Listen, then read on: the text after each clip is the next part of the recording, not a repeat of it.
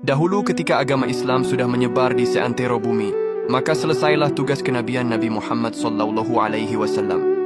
Dan itu artinya, sudah saatnya untuk kembali ke haribaan Allah. Dengan turunnya Quran Surah Al-Maidah ayat 3, yang menerangkan tentang sempurnanya agama Islam, berarti selesai sudah tugas Nabi Muhammad dalam mengemban risalah. Beliau kemudian mengisyaratkan perpisahan kepada para sahabatnya. Pada saat Haji Wada, Nabi Muhammad juga menyampaikan isyarat tersebut.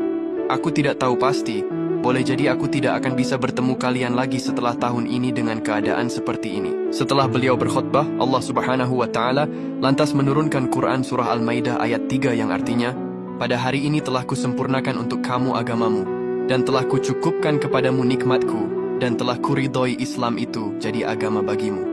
Quran Surah Al-Maidah ayat 3. Pada saat turunnya ayat tersebut, sahabat Umar bin Khattab pun lantas menangis terseduh-seduh. Para sahabat yang lainnya lalu menanyakan alasan kenapa ia menangis. Sahabat Umar lantas menjawab, sesungguhnya tidak ada setelah kesempurnaan kecuali kekurangan. Dari ayat tersebut, sahabat Umar merasakan bahwa ajal Nabi Muhammad telah dekat.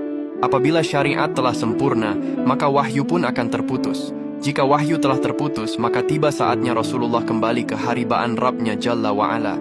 Mendengar penjelasan sahabat Umar, menangislah seluruh para sahabat dan kaum muslimin sejadi-jadinya. Hal ini menandakan belum siapnya mereka berpisah dengan Rasul akhir zaman. Pada hari Senin 29 Syofar tahun 9 Hijriah, setelah Nabi Muhammad menghadiri pemakaman di Baqi, Nabi Muhammad tiba-tiba merasakan pusing dan panas.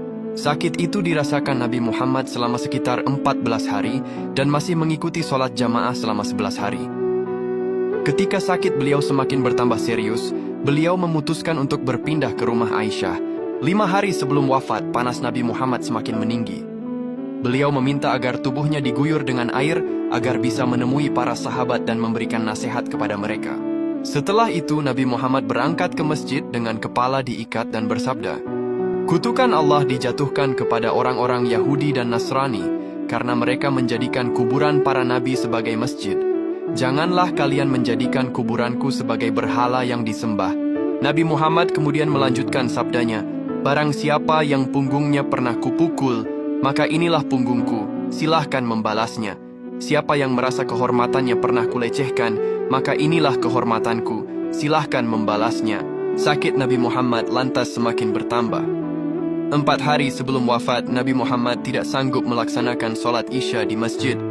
Beliau sempat pingsan 3 kali sebelum menyampaikan agar Abu Bakar menggantikan beliau sebagai imam. Sehari sebelum wafat, Nabi Muhammad memerdekakan para pembantu laki-lakinya, mensedekahkan